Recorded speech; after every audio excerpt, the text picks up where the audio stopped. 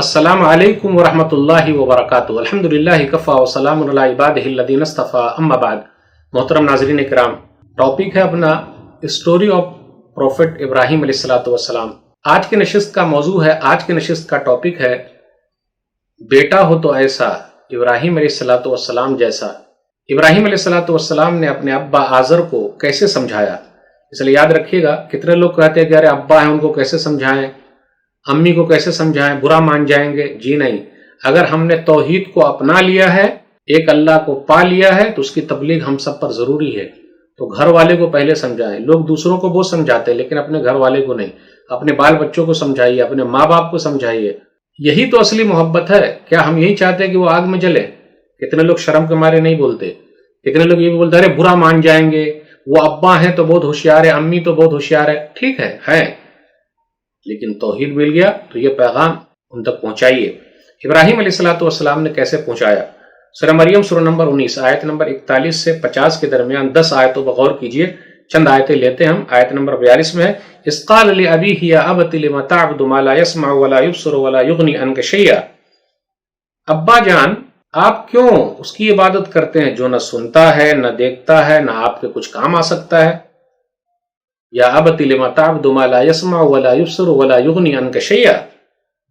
پھر آگے کہا یا ابت انی قد جاءنی من العلم ما لم یاتک فاتبعنی اہدک صراطا سویا۔ میرے پاس تو ایسا علم آیا ہے جو آپ کے پاس نہیں ہے، اس لیے آپ میری بات مان لیجئے، میں آپ کو سیدھا راستہ دکھاؤں گا۔ یا ابت لا تعبد الشیطان ان الشیطان کان للرحمن عصیا۔ ابا جان، آپ شیطان کی پیروی نہ کیجئے۔ پیارا انداز ہونا چاہیے، ابا کو سمجھا رہے ہیں نا، امی کو سمجھا رہے ہیں نا، کیونکہ شیطان جو ہے وہ رحمان کا نافرمان ہے۔ پھر اسی طرح کا یا ابت انی اخاف ان یمسک عذاب من الرحمن فتکون للشیطان ولیا۔ ابا جان، رحمان کی طرف سے مجھے یہ ڈر لگا ہوا کہ آپ پر کوئی عذاب نہ آ جائے جس کے نتیجے میں یہ ہوگا کہ آپ شیطان کے دوست بن جائیں گے۔ اتنا سمجھانے کے باوجود معلوم ہے آزر نے کیا کیا؟ قال راغب انت عن آلہتی یا ابراہیم لئن لم تنتہی لارجمنک واہجرنی ملیا۔ کہا تو اگر میرے معبودوں سے بیزار ہو، یاد رکھنا اگر تم باز نہیں آئے تو میں تمہیں ضرور پتھر مار ڈالوں گا۔ اب تم ہمیشہ کے لیے مجھ سے دور ہو جاؤ، دفع ہو جاؤ۔ قال راغب انت عن آلہتی یا ابراہیم لئن لم تنتہی لارجمنک واہجرنی ملیا۔ قال سلام علیک ساستغفر لک ربی انہ کان بی حفیا۔ ابراہیم علیہ السلام نے کہا آپ پر سلام ہو، میں اپنے رب سے آپ کے لیے بخشش مانگتا رہوں گا، بے شک وہ مجھ پر بڑا مہربان ہے۔ انہ کان بی حفیا، رب بڑا مہربان ہے، اسی سے مانگیے۔ پھر آگے کہا میں رب سے دعا کروں گا، وَأَدْعُو رَبِّ عَسَىٰ أَلَّا أَكُونَ بِدُعَاءِ رَبِّ شَقِيًّا، اور میں رب سے دعا کر کے کبھی محروم نہ رہا۔ تو رب سے دعا مانگے۔ دیکھا آپ نے ابراہیم علیہ السلام نے سمجھایا، ابا نہیں مانے، ابا نے گھر سے نکال دیا۔ تو کبھی کبھی ایسا بھی ہو سکتا ہے گھر والے جو ہے وہ نکال دیں گے لیکن سلام کرتے ہوئے نکلنا ہے۔ کتنے لوگ ایسے ہیں جو توحید پر آ گئے، کتنی بہن ایسی، کتنے بھائی ایسے، لیکن اپنے ماں باپ کو نہیں سمجھاتے، یا پھر ماں باپ سے تعلقات ختم کر لیے کیونکہ ان کے ماں باپ توحید پر نہیں ہیں۔ میرے بھائیو، اتنی سختی مت دکھائیے، اپنے ماں باپ سے ملیے، جائیے، ان کے کام آئیے، ان کی خدمت کیجیے، اتنی خدمت کیجیے کہ ان کو لگے کہ جی جو اسلام میں آ گیا ہے ہماری محبت اور بڑھ گئی ہے، ہماری خدمت اور بڑھ گئی ہے، اور اس طرح اپنے اچھے اخلاق سے ان کا دل جیت لیجیے۔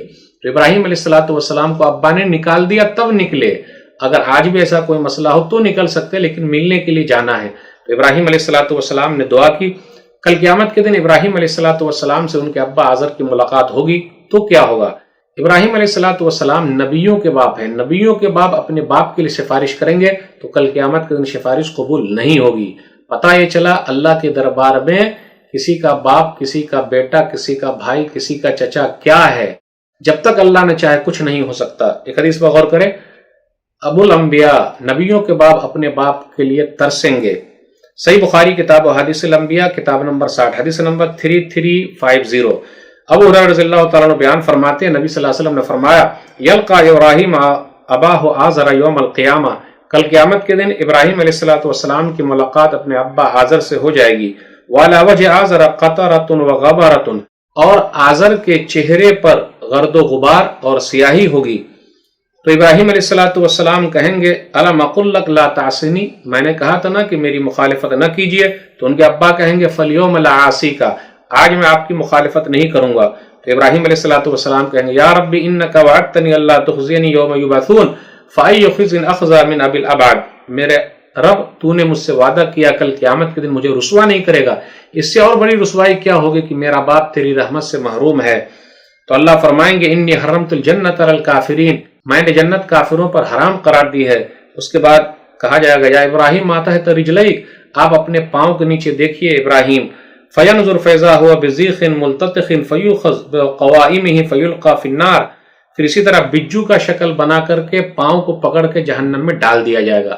دیکھا آپ نے، ابراہیم علیہ السلام اپنے ابا کے لیے سفارش کریں گے تو کل قیامت کے دن سفارش قبول نہیں ہوگی.